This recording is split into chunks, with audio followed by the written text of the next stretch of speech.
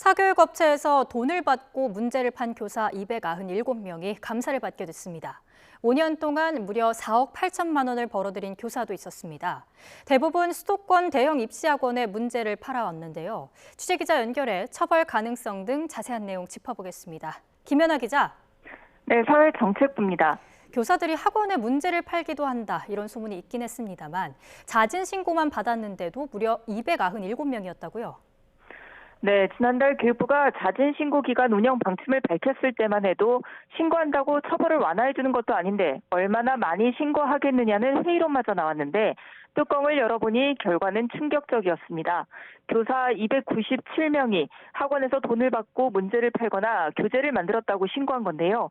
이들은 대부분 고등학교 교사들로 대형 입시학원이나 유명 강사와 계약하고 모의고사 문제를 만들어 팔거나 교재 제작에 참여했고 심지어 강의나 컨설팅을 해주고 돈을 받기도 했습니다. 교육당국 역시 당혹스러움을 감추지 못했는데요. 전체 교원이 40만 명이 넘는 걸 고려하면 297명은 소수의 일탈로 보인다면서도 수억 원씩 받았다는 교원이 적지 않은 점은 충격적이라고 밝혔습니다. 네, 금액도 충격적입니다. 최고 신고액 4억 8천만 원이 넘는다고요? 그렇습니다. 우선 297명 가운데 5천만 원 넘게 받은 교사가 45명입니다. 이 중 억대도 적지 않은데요. 경기도 지역 한 사립고 수학교사는 5년간 7개 대형 학원 모의고사 출제에 참여해 4억 8,526만 원을 받았고 서울의 사립고 화학교사는 대형 학원 2곳의 모의고사 문제를 팔아서 3억 8,240만 원.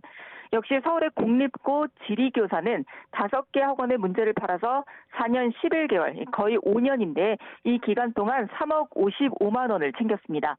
심지어 이렇게 고액을 받은 이들을 포함해서 자진 신고한 교원 297명 가운데 188명이 영리행위 겸직 허가도 받지 않았던 것으로 나타났습니다. 최근 5년간 신고를 받은 겁니다. 이렇게 긴 시간 영리행위 겸직 허가를 받지도 않고 거액을 챙겼다는 겁니까? 그렇습니다. 구체적으로 보면 5년간 영리행위 겸직 신고를 아예 단 한 번도 하지 않은 교원이 188명이고 어떤 건 신고하고 어떤 건 안 한 교원들도 많았습니다. 한마디로 그간 영리행위 겸직 신고가 제 멋대로였다는 건데 신고 교사들 가운데는 학원에서 돈을 받았지만 영리행위 겸직 허가를 받아야 하는지는 몰랐다고 해명한 경우도 있었다고 합니다. 다시 말하면 비록 모의고사 문항이라고는 하지만 공직자이자 개별 학교의 시험 문제를 출제, 감독하는 교사가 학원에 문제를 팔아 돈을 받으면서도 이에 대한 문제의식조차 없었고 교육당국의 감시도 제대로 작동하지 않았던 겁니다. 교육부는 이와 관련해 하반기 교원의 영리행위 겸직 허가 지침을 새로 마련하겠다고 밝혔습니다. 겸직 허가를 받았더라도 거액을 받은 건 문제가 될 수밖에 없을 것 같은데 이들에 대한 처분 기준이 있습니까? 네, 지금 교육부와 감사원이 합동 감사 일정과 기준 등 여러 가지를 조율하고 있는데요. 일단 금액과 겸직 허가 여부, 기간, 반복 횟수, 그리고 해당 교사가 과거 수능을 출제하는 평가원 출제위원으로 참여한 적이 있는지 등을 종합적으로 고려해 개별 징계 수준이 결정될 전망입니다. 교육부는 일단 겸직 허가 없이 영리행위를 하면 국가공무원법 위반으로 징계 대상이 되고 겸직 허가를 받았더라도 과도한 돈을 받았다면 징계는 물론 청탁금지법 위반으로 교원과 업체 모두 고발하겠다고 밝혔습니다. 이 과도한 돈이 얼마냐 궁금한 분들도 있을 건데요. 교육부는 구체적인 액수를 정할 수 없다면서도 현재 EBS가 교사들에게 문항을 구매하면서 주는 돈이 있는데 이보다 너무 많다 하는 경우에는 청탁금지법을 위반해 과도한 사익을 챙긴 것으로 볼 수 있을 거라는 답을 내놨습니다. 감사 결과는 오늘 연말까지는 공개될 예정인데 사안의 중요성에 따라 파면까지 중징계도 이어질 전망입니다.